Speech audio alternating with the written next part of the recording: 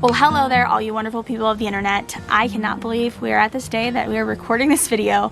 You guys already know from the title that this video is a big deal for us. If you have been watching our family for any time, this is going to be in like our top videos of exciting things happening beyond, you know, our wedding video, birth vlogs, moving here to this property. This one is not up there, but it's close, because you guys know, if you have followed us for any time, how much we have wanted a horse. I specifically have wanted a horse. I have always dreamed of having a horse, and the day is almost here. I'm recording this before she actually gets here. She gets here on Friday. I am recording this a little bit right now on the Wednesday before, because it's the day I don't have the kids, and the girls actually don't know. We have made this a complete surprise to them. Ryan and I went on a little overnight trip together 2 weekends ago, I think it was, and we went and met this horse. And she was the perfect fit. And at the end of this video, I'm going to explain the entire story behind her, because it really, this horse is 100% like a God thing. There's just so many things that we'll talk about later, but I'm just really excited to share this part of our story with you guys. You know, I grew up getting to ride a little bit here or there on my grandparents' farm growing up. My mom has always wanted to get back to horses. She grew up riding because her parents had horses on the farm. I took part in equine psychotherapy that really helped me with PTSD, and it's just been my dream basically my whole life to have a horse. We reached our dream of building a beautiful family. We reached our dream of getting this beautiful property, and the next thing after getting this property was to get a horse or horses. So yes, we did know Calvin wasn't going to be alone for long. He'll only have been alone for like 2.5 weeks. So he is going to have a friend. Fingers crossed they get along. But yeah, I just wanted to open this up to tell you guys, to start off with, that the girls do not know. This is a complete and total surprise to them. They have no idea, and they won't know until she walks out of that trailer when she gets here. So yeah, but up until then, we are prepping, and all they know right now is we're doing a lot of barn work because the stall for her was ready, but then we ended up using that for Calvin because of his escaping, and he really likes being stalled at night. He likes being in the barnyard. He's actually a little mad at us that he's in the pasture right now, so we need to prepare another stall for her. So we are going to be doing that today and getting all that done. We would have had this done way ahead of time. However, because of Calvin's escaping, we had to put that on the back burner to get what needed to get done right away, which was figuring out how he won't escape. Yeah, that's all I wanted to say, and make sure I got that out of the way before the girls are around and they accidentally hear. Otherwise, yeah, we're preparing, and guys, we're getting a horse. You got him a purple lead rope? You got purple? You got him a purple lead rope? Just more stuff. More stuff we have. And this one for the horses. One day, maybe. For a future horse. Maybe. Our family horse. Today is the day, guys. She is currently 30 minutes away. I literally just today figured out how we were going to actually surprise them. I just didn't put that much thought into it. And I was just thinking, like, you know, she would show up with the trailer and the kids would be like, what is that? And I'd be confused and like act confused, and we went out there and then they let her out and surprise, we have a horse. But I was like, well, that's not, no. Last minute though, we devised a plan, and that is that the kids are at grandma's right now, so they're Ryan's parents, and when she gets here, we're gonna take her through the backyard into the barnyard and put her in a stall, and then we're gonna text Teresa when we're ready, and Teresa's going to ask the girls to take her to go see the chickies, and they're gonna come over in the golf cart back this way and take grandma to come see the chickens. And when that happens, or the kids will come in, obviously, and they will see that there is more than chickens in this barn. But anyways, we're just getting some last minute things. She is going to be in this barnyard here for a couple days just to get used to Calvin on this fence line. So we're gonna keep her in the barnyard for a few days just to make sure we're all good with like personalities and such, and they can meet each other through the fence first before sticking them in the same pasture. So we are going to be doing that. So we are going to let her have access to the barn. So we've just been kind of like you know, the barn was already fine for the cow, but now we need him to be able to still come in at night, and we need her to be able to get to her stall during the day. So her stall is further back. So her stall is right here, and this is Calvin's stall. So it was really easy because we had the chicken coop here, and we just had this open and he could only walk in there. Very simple. So now we have a lock on this door. We have this one. And then the golf cart usually is right here, and then we have a cross tie here that can go across. And we're gonna see if we're gonna keep the barn doors closed, so if she does get past, there's really not anything for her to go see. It's just like fencing and stuff. But if she were to try to push past, at least the doors are closed, so she won't actually be able to get out. But we'll see how pushy she is. She is going to be right here when they come in, and it's going to be, I hope, very exciting. I honestly don't know what their reaction is gonna be. Sometimes our kids are just super quiet, even when they're excited about something. We think Rev is going to think that she is Lily, who was a halflinger that looks very similar to her, that she used for therapeutic riding at the farm that I used to do equine psychotherapy at. I don't know if we ever mentioned that Rev also did therapeutic riding for sensory processing disorder there. So we're kind of thinking she might potentially think that it's Lily or Dixie, I don't know. Lily and Dixie are shorter though, so maybe she'll know it's not. But yeah, it'll be interesting to see kind of how they react. I think Rev might like scream in excitement. Ari will probably just not really say anything until later, and then she'll be excited, but we'll see. They have no idea. I've been like buying random things and they just show up, and basically I've just told them like, we're just getting everything that we need for a horse so that when we are ready, we have it all. So they've seen helmets show up, they've seen girth straps show up, they've seen saddles show up, they've seen all kinds of things. And they just think it's just because we're making sure we have what we need before we get a horse. They don't know that, you know, it's this soon. Rev is under the impression that it's not gonna be till next year. So, today.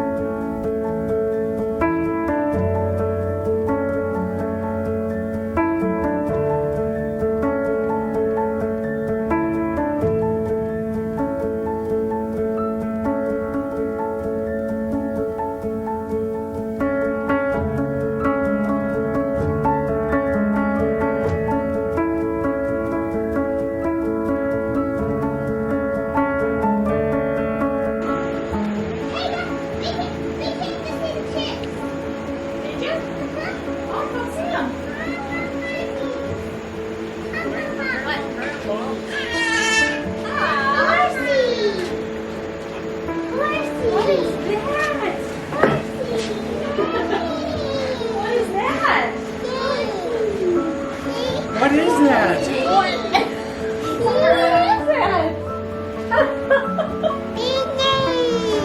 You want to know what her name is?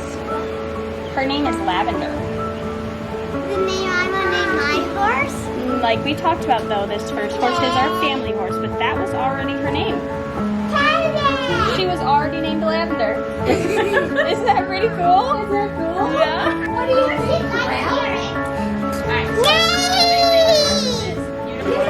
It says something on there. You know what it says? It says Lavender. Name on her.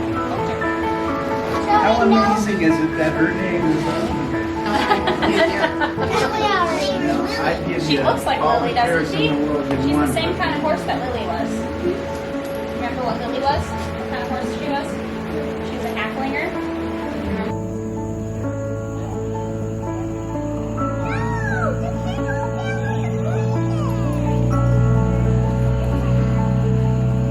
What do you think? Is it pretty cool that we found a horse named Lavender? So we just let Calvin into the barnyard so he can come to his stall for bed, and Suddenly he's very submissive. yeah, He's running away Come on, bud, she's coming. from Lavender. Go get in your stall. I'm currently standing on the side of the barn with Lavender here, and Calvin just does not want to go into his stall. Typically, he's pretty good about going in there, but not tonight. Nope. We're not going anywhere. We're gonna let him. Okay, good boy, buddy. She's gonna stick your head over the gate. Can I see yours? Oh yeah, right in. This time? What do you think? She's like, oh, I want to. You know what I should have done? Huh? I should have gone through and made sure these boards were screwed in nice. Yeah, it doesn't look like they are. No, it doesn't. No. Okay, Lav. You go. Head on out. Good girl, though. Leave him alone. Keep going. Man, you could just hear the weight. They said she's very heavy on her feet, so she just got shoes for the first time. Well, to her knowledge of the last owner, because she had an owner before the last one.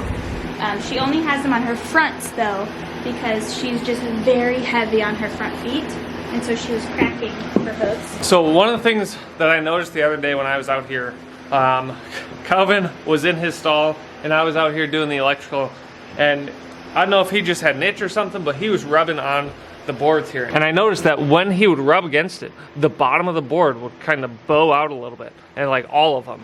And so as I looked closer, there was one screw on the top, but no screws anywhere else. So a screw there, a screw there, a screw there, but there wasn't a second screw on most of these.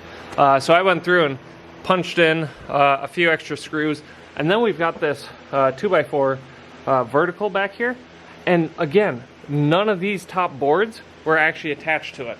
And then same over here, there was a single screw along the top of the board, but not another one towards the bottom. So I screwed a bunch, added a bunch of screws in there to secure those boards better. And now I just noticed that actually it looks like, okay, there are screws in all these, or in most of them. Yeah.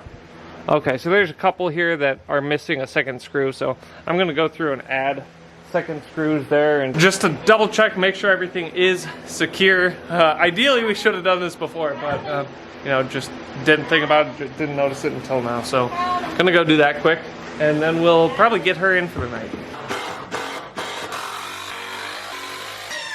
I don't know how much you guys heard, but we got slow feed bags for them. Specifically because cows will eat more hay than they need to eat. It won't necessarily affect them badly, but he'll just eat more than he needs to eat. So because of that, I got him one, and then also more on Lavender. She has hyperthyroidism, not hyperthyroidism. So we have to be careful about how much we give her, and she just loves to eat and eat and eat and eat and eat. So I wanted to get her a slow feed bag. But apparently cows, because they apparently don't have top teeth or something, it's harder for them to eat out of the slow feed bags unless they're like 3-inch holes. So I'm gonna just go in and cut some of them loose so he can get them, because cows will use their tongue to eat.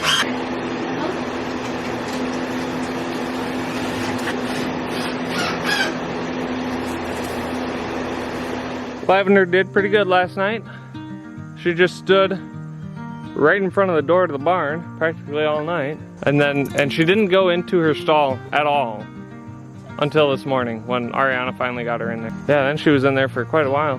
Don't like it, then Save some for later, apparently. they run away and they say no. Nay! And Arianna in her longed for, dreamed for habitat. Come on, be cool. It's our time. Let's move. Alright. You need Remember, Rev, how many times do we tighten? 2. This one actually might be too big for you. 2 times. 2 times. We tighten one more time before we.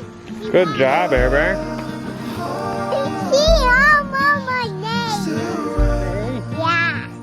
So Arianna got the Western saddle on her.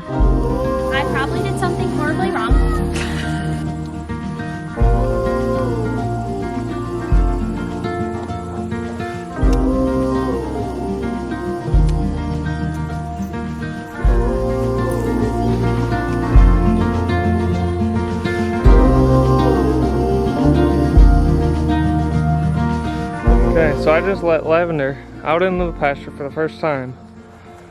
And Calvin's over there in his alcove. But she's like, she doesn't know what to do with herself. Oh boy. Calvin decided to stand up over there. I don't know if you can see him, but he's standing up back there. We're gonna leave him out here for a little bit. We'll see if Calvin and Lavender have a meeting. If they do, Calvin's probably gonna run all the way over there. If it's anything like last night. But making progress. And she does so good. She's got a perfect personality. Super blessed to have her. Okay, Calvin and Lavender are together, and Calvin is running away from Lavender, just like last night. But it looks like Lavender might potentially leave him alone. Yep, in the shade. Y'all gotta learn to live peacefully. Okay. All right, that's not bad. No. She just like, it seems like she's taunting him. Go say hi. Yeah. And he's like, oh no, she's gonna get me. You guys are just gonna have to bear with this look today because it's been like high 80s, 90s, super humid, like 80% to 90% humidity. It's hot out here, but I love it. I love getting to do all of these nightly chores. It's kind of like my time to myself to just live in the moment, have some quiet, and spend it with, you know, my animals. And I really, really enjoy this time, and I'm really thankful for this time. Somebody's coming to say hi. Are you gonna come join? She's very curious. I'm just gonna make a disclaimer here, and I'm sure a lot of you guys noticed. I'm not a super experienced rider at all. In fact, I was watching this stuff back and I was like, why was I walking with her on my left? I was doing that because I'm used to having a service dog, and Levi was always to my left. And so I walk any animal on that side. And when I watched back the footage, I was like, what am I doing? Like, I know she's supposed to be on my right. At least I'm fairly certain she is. And so, yeah, I was walking with her on the wrong side. However, I was talking to one of my friends. I do have multiple friends who own horses now or have owned horses and been very, like, they know a lot. And so I have a lot of help. And I was talking to her, and she was like, honestly, it's okay that you're walking with her on that side, especially if she isn't as responsive. She should be able to learn to be led from either side, so it's not necessarily a bad thing. But I do definitely notice a difference between now that I've been walking on the correct side versus the other. But I am still gonna like work with her on that opposite side, because I do think that it's good for your horse to be able to be led from either side, because for whatever reason, you might not be able to lead on that side. I was riding her bareback, and the pad started slipping. I actually like decided to jump off her, made the choice to, because it was starting to slip off. And I had it tight enough, but then again, once talking to a friend about bareback pads, she was like, honestly, unless you do a cinch over the top too, it just doesn't stay in place. That is why it kept slipping. And that's when I switched to Western, which in full honesty, that was my first time ever tacking up Western. I thoroughly ran through it with friends, like showing them it, making sure it was correct. We did have to fix a few things. Like, I'm not completely knowledgeable. What I am knowledgeable in is knowing how to take care of a horse. I know how to make sure, I know how to clean her hoofs, I know how to groom her, I know how to make sure she's fed and taken care of, and I am very fair, except for obviously my brain fart. I think I was just so excited, I wasn't thinking about it, of walking on the wrong side with her. I am like pretty knowledgeable on groundwork, and that is actually one of the things I was most excited to do with my horse, is groundwork, and to work towards like Liberty horsemanship. That's like my ultimate dream. Riding is fun, but I really enjoy groundwork. I really like that. But I'm definitely learning a lot with riding still, and I plan to like get lessons too. We can own a horse and comfortably know that you know, she's well taken care of, and she is safe to ride for beginners. She is very very light touch responsive. We are learning like different things for her, for sure, like her quirks, what makes her go and stop and all those things. 'Cause every horse, especially because she has part of her history that's kind of missing with her training, we're kind of like figuring that out. But she has a spunky personality, but at the same time, because she is a mare, but at the same time, like, she's very respectful, especially with a rider on her back. And I think a lot of that has to do with therapeutic riding. I feel like her personality definitely shifts when there is a rider on her back versus when she's just doing groundwork. So the story of how we got her though. So we weren't necessarily looking to get horses early. We were going to be looking at next year. And I follow like some of the like horses of North Carolina, South Carolina Facebook groups. And so there's constantly horses that are being sold, posted there. And I saw her. I totally missed her name in the post somehow, but basically I saw that she was a halflinger, which I've told you guys before. I really wanted a halflinger for the kids. And I saw that she was 15 hands. She's just barely under 15 hands. And halflingers that are this tall are actually kind of hard to find. They're usually like 13 or 14 hands. And for our first horse, I wanted to have a horse that the kids could learn on. I just feel more comfortable with halflingers, and it's what Revelyn is used to riding. They're very wide girthed, but however, I knew they were shorter, and which isn't ideal, especially for like Ryan, who's 6 foot. So having like our first horse, I want it to be something that was safe for the kids, had a good personality, obviously, but could fit a wide range of size riders. And so when I saw that she was 15 hands, I was like, oh, like that's, ideally Ryan should really have a 16 hand horse, but she definitely can handle his size, for sure. No issue. Are you having fun over there, Calvin? And so she did have some special needs. She has hyperthyroidism, which I was confused about because she needs to lose weight, and I had thought it was hypothyroidism that has problems with weight loss, and then hyperthyroidism has issues with weight gain. But I did like triple, quadruple check with her current owner, and she said it was hyperthyroidism. However, we have a vet scheduled for her for September 1st, so they're gonna come rerun blood work, do like an all new workup. So we'll find out for sure like what's going on. And she could have just totally misheard. It's very easy to get hyper and hypothyroidism confused. So we'll find out with that. She definitely does need to lose a few pounds, but she's not like crazily overweight. For someone who hasn't like seen halflingers before, they are just naturally very wide horses. They were bred to be draft horses, and so we think she actually might have possibly been like a pull cart horse or something for the Amish. There's a lot of Amish communities around here. She might have possibly done that in her younger life. She's very heavy footed, so that would make sense. But yeah, we're not entirely sure. Oh, and then another reason that her last owner thought that is because she actually doesn't lower her head for a bridle or a halter, but she will lower her head for a breastplate. So she might. Calvin's getting a little impatient over there. I think he's just rubbing his body.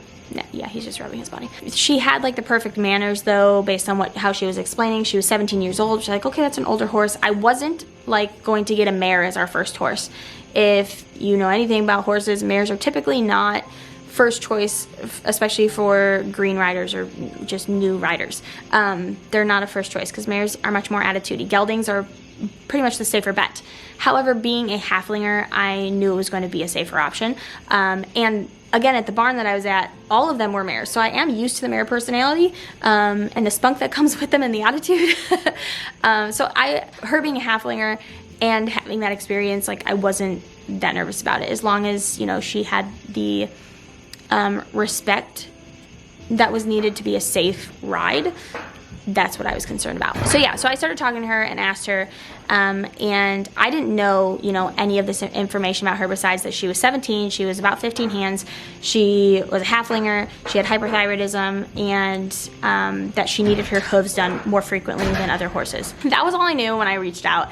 And I asked her how much she costs and a little bit more about her. And she was actually way out of our price range. She was way more than I wanted to spend. She wanted $3,800 for her. And at 17, that was just over what we were looking to spend. We were looking to spend like $2,000 to $2,500 for a horse when we were ready next year.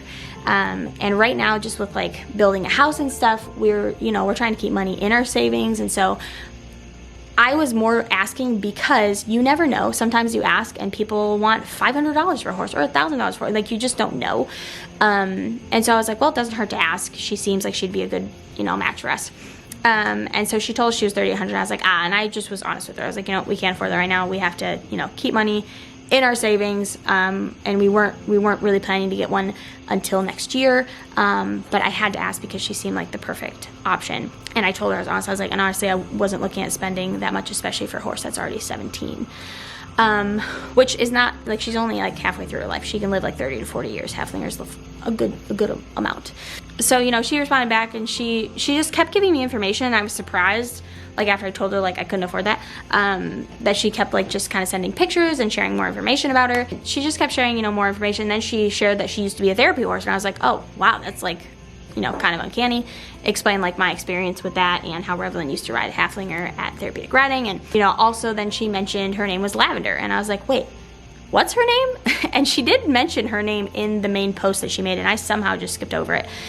And she was like, her name is Lavender. And I was like, no way. Like, because Revlin has been going on for months and months and months that she wants her first horse to be named Lavender. So I'm just like, what are the chances? And I told her, I was like, I don't know how we can ignore this, because like it's clearly a God thing. Like, we need to go at least see this horse. And I think it was the next day that she messaged me, and she was like, you know, I talked to my husband, and you know, we're willing to, you know, the reason that I had listed her that high is so she actually volunteers for an organization that takes in kill pen horses, and rescues them, rehabilitates, and then rehomes them. And the reason she priced her so high is that she was afraid that at her age that she would just get bought, if she, you know, she was listed at what she's worth, that she'd get bought and, you know, turned into food or worked to death, and you know, she wouldn't be treated the way she wants her horse to be treated. The reason she had to give her up, she loves this horse, and it was very hard for her to let her go. However, with how wide she is, her last owner had hip surgery, and since she got it, or hip replacement, since she got her hip replacement, it's very painful for her to ride her with how wide she is. And so she had to sell her, and so that was kind of like the reasoning behind why. And so she was like, you know, basically now that she knows we're really looking for this horse for the right reasons, and she trusted us, she dropped the price of her to $1,800, which is a very good price. And so she was like, you know, don't make any decisions right now, just, you know, come see her, meet her, make sure she's what you guys are looking for, and then go from there. And you know, it just, everything just lined up that we went and saw her, I think 2 weekends after that, and she was the perfect fit. She's even been ridden bareback a lot. You know, she had a guy who was riding her that's about my stepdad's size, Tim's size, so I knew like she could also handle the weight of some of the men in the family. You know, she has a good personality. She's very sweet. She's over there with Ryan right now. So yeah, it was totally a God thing. We weren't planning on getting a horse this early, and you know, it just kind of worked out that way. And kind of the same way we ended up with Calvin. We weren't looking for a cow, and we ended up with a cow. So yeah, that's how we got her, and we're pretty excited. She does have some things to work on. She is not a perfect horse by any means, and I wasn't really looking for a perfect horse. I wanted a horse that I could grow together with, and she, being a therapeutic riding horse, she is more used to taking commands from a ground leader than she is from a rider. She is very respectful to the rider still, like I said, though. She's very safe. She doesn't do anything dangerous. We've all ridden her a few times. It takes a very gentle hand, basically, to get her to go where you want her to go. Sometimes it can just take like a couple times, and that is, again, because of her experience with therapeutic riding. If you don't know about therapeutic riding, usually there is a ground leader who is really actually walking the horse, unless it's a more competent rider. So I'm going to guess that she probably was mainly working only with those that couldn't actually fully ride on their own. See what she's doing right now. She's like sniffing the ground. Oh, are you eating the chick feed? Don't do that. But yeah, we're very excited to be able to share this next, you know, part of our journey with you guys. And yeah, like I said in the beginning though, like I just want to make the disclaimer that like I don't claim to know everything. I'm still learning a lot.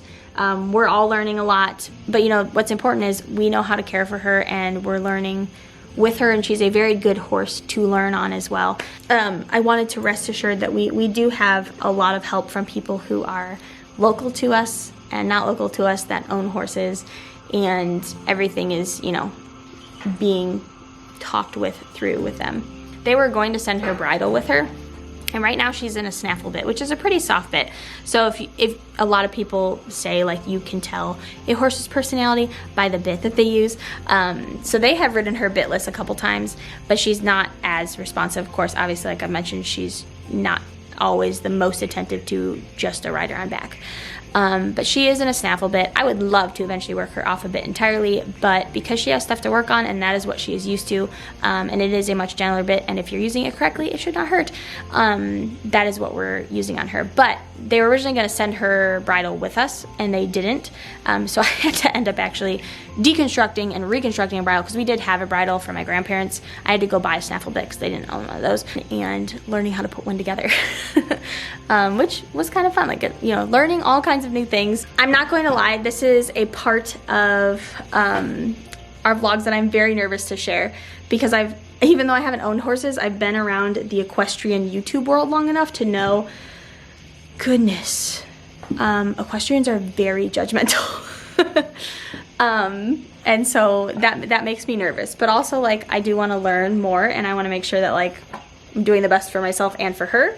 And so, like, I'm gonna welcome it, but I'm also, like, super weary because I also know that, like, even, you know, 2 equestrians that have been riding for 20 years are going to have totally different opinions on things.